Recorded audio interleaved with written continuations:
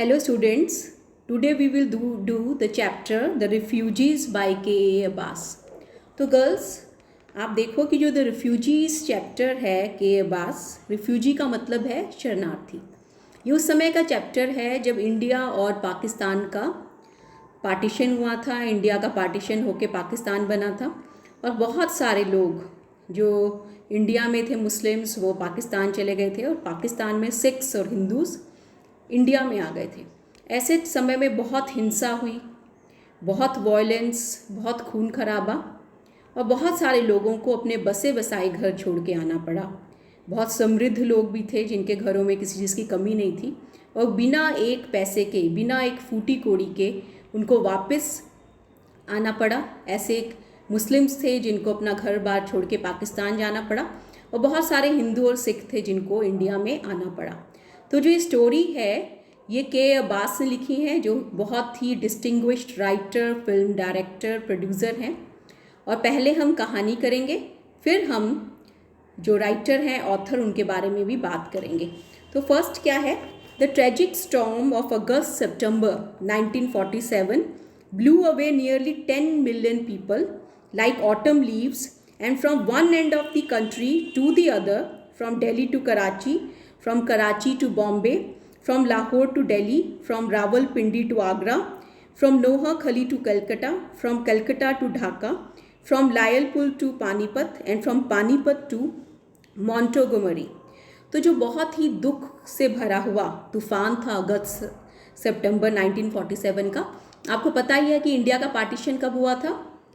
India कब बना था? 15 अगस्त 1947। तो ये जो काम थे वो अगस्त सितंबर के महीने में हुए।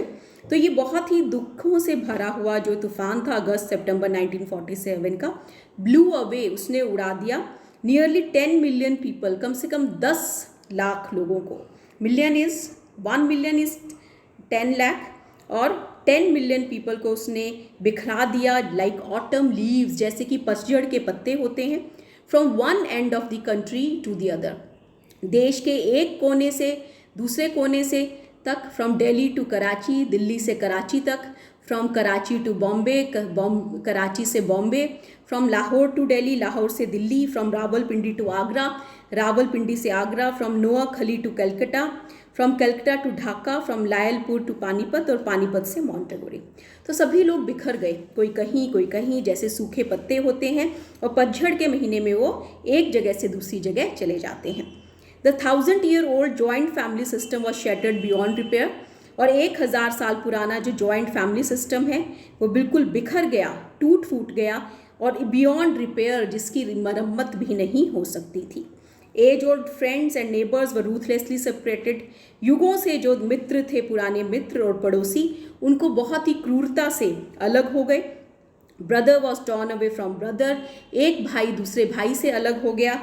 Uprooted from their ancestors' home, अपने प्राचीन घरों से वो अपरूट हो गए, जड़ों समेत अलग हो गए। Millions found themself driven to strange and alien soil, और लाखों लोगों ने अपने आप को अजीब अजनबी मिट्टी पे पाया। एलियन मीन्स जहाँ पर जिसको आप जानते नहीं हो। In October of that year of sorrowful memories, अक्टूबर में उस साल की दुखों से भरी उन यादों में, this very storm blew 2 week old women into Bombay, और इसी तूफान ने 2 कमज़ोर बूढ़ी स्त्रियों को बॉम्बे लेके आया। ब्लू मीन्स उड़ा के लेके आया। 100 of miles away from their respective homes towns, जो कितने ही 100 मील्स, कितने ही हज़ार हो गए मील दूर थी अपने घरों से। One of them was my own mother, उनमें से एक मेरी अपनी माँ थी। The other was the mother of a sick friend, दूसरी मेरी एक सिख फ्रेंड की माँ थी। एंड नेबर ऑफ माइन, और मेरी पड़ोसी। One had come from east Punjab, एक ईस्ट पंजाब से आई थी। And other from west Punjab, दूसरी वेस्ट पंजाब से आई थी। वन फ्रॉम पानीपत, एक पानीपत से। एंड अदर फ्रॉम रावलपिंडी, और दूसरी रावलपिंडी से।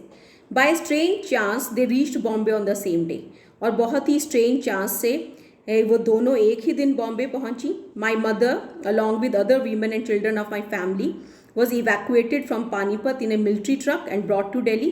जो अब्बास अली हैं, के अब्बास हैं, उनकी जो मदर हैं और दूसरी स्त्रियों के साथ और बच्चों की जो उनके ही परिवार के थे, वॉज इवैक्यूएटेड, खाली करना, फ्रॉम पानीपत, पानीपत से वो लेके आई in a military truck and brought to Delhi, और दिल्ली तक आई.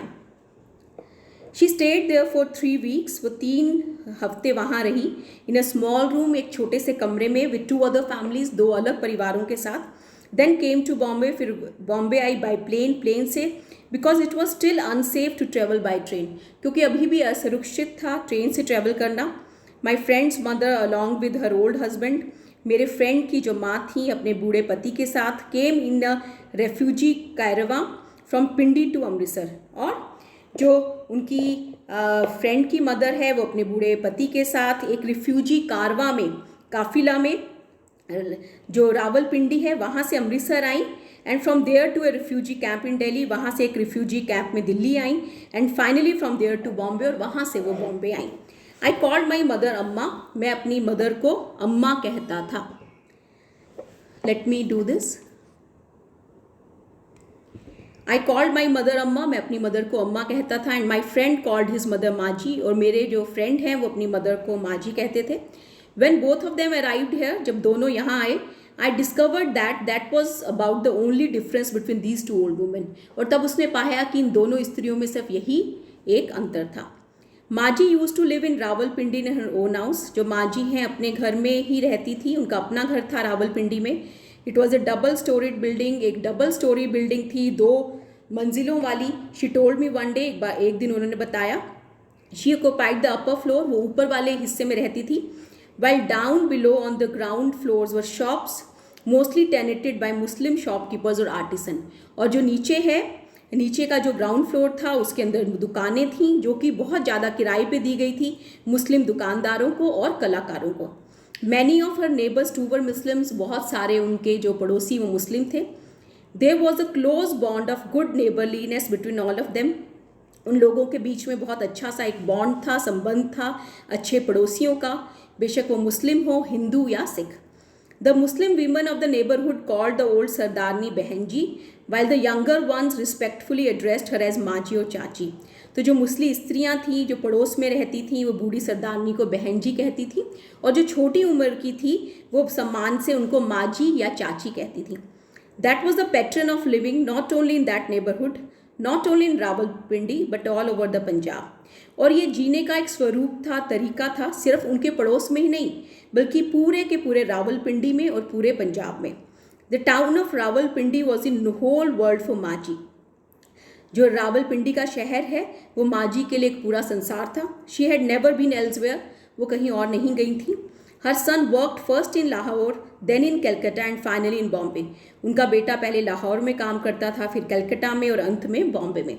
But to Maaji these cities belong to another far off world. पर माजी के लिए जो ये शहर थे वो दूर किसी संसार का हिस्सा थे. If she had her way she would never have allowed her son to go far from home. अगर उसका बस चलता तो वो अपने बेटे को कभी भी घर से दूर नहीं भेजती. She often argued with them, वो बहुत बार उनसे तर्क करती. What's the use of earning money my son, बेटे पैसा कमाने का क्या फ़ायदा. When in those cities you get neither pure milk nor ghee, neither apricots nor peaches, neither grapes nor apples. तो जब तुम्हें इन शहर में ना तो शुद्ध दूध मिलता, ना घी मिलता, एप्रिकॉट खुबानी, ना खुबानी मिलती, पीचेस आड़ू, ना आड़ू मिलते, ना ग्रेप्स मिलते अंगूर, ना एप्पल्स सेब, एंड बग्गू गोशा, और बब्बू गोशा भी नहीं मिलते. Why in the city they don't even know what that is. और शहर में तो लोगों को पता ही नहीं कि ये चीज़ें क्या हैं. At home they had a buffalo of their own. उनके घर में उनकी एक भैंस थी, giving no less than 10 seers of milk every day. वो 10 सेर से कम दूध नहीं देती थी. After churning the curds to take out butter, she would distribute the buttermilk to the whole neighborhood. और जब वो दही को रिड़क लेती मधानी से और जब मक्खन निकल जाता तो जो लस्सी है वो पूरे पड़ोस में वो बांट देती.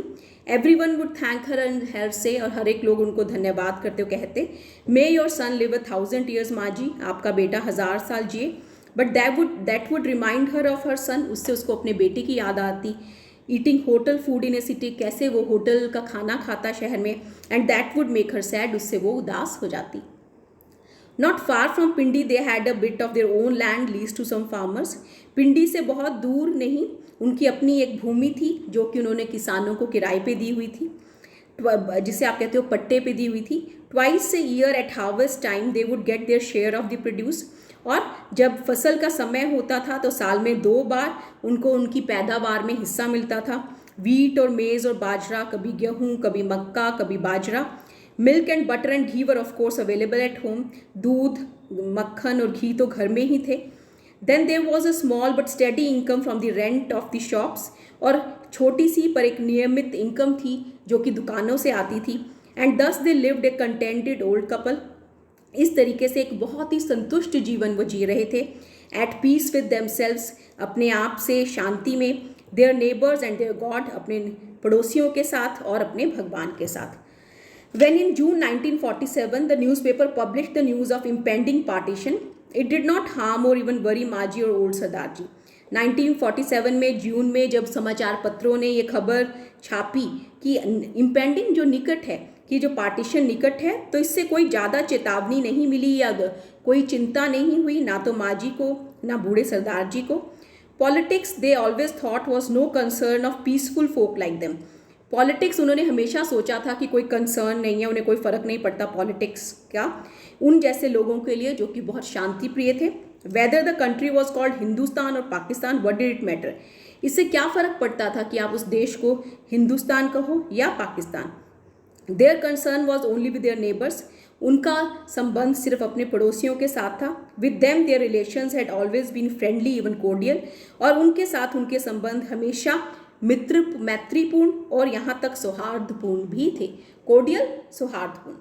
There had been inter communal riots in the past, भूतकाल में बहुत सारे अंतर सांप्रदायिक दंगे हुए। It was a fever of the mind sun which seize the people now and then, ये मन का बुखार था जिसने लोगों को पकड़ रखा था। But never had they been involve in any unpleasant incident, पर वो जो बूढ़ा कपल था वो कभी भी किसी अप्रिय घटना में संलग्न नहीं था, इन्वॉल्व नहीं था। This time the fire of hate and violence raged more fiercely than ever before. इस टाइम घृणा और हिंसा की जो अग्नि थी और भी तेजी से प्रज्वलित हुई। But even then माजी was sure that it would soon cool off. पर अब भी माजी को ये पक्का था कि ये जल्दी ही ठंडी हो जाएगी। Her son wrote from Bombay asking them to come there. उनके बेटे ने बॉम्बे से लिखा कि वो लोग वहाँ आ जाएं। But Maaji would not agree to abandon her beloved Rawalpindi, पर माजी बिल्कुल भी सहमत नहीं हुई कि वो अपने प्रिय रावलपिंडी को छोड़ें। Many of her relations and Sikhs and Hindu neighbours went away to east Punjab, but she stayed in her house. बहुत सारे उनके जो संबंधी थे, सिख्स थे, हिंदू पड़ोसी थे, वो ईस्ट पंजाब में चले गए, पर वो अपने घर में ही रही। Whenever anyone said that it was dangerous for Sikhs to live in West Punjab, she would say, और जब भी कोई कहता कि वेस्ट पंजाब में सिख्स के लिए रहना बहुत ही खतरनाक है, तो वो कहती, Who will harass us here? कौन हमें यहाँ तंग करेगा? After all, the Muslims who live around us are all like my own children. क्योंकि जितने भी मुस्लिम्स हमारे चारों रह रहे हैं वो मेरे अपने बच्चों की तरह हैं। Aren't they? क्या ऐसा नहीं है? Girls, I think this is enough for the day. और कल हम बाकी करेंगे। जितना भी मैंने आपको करवाया है उतना आप लोग रिवाइज कर लें।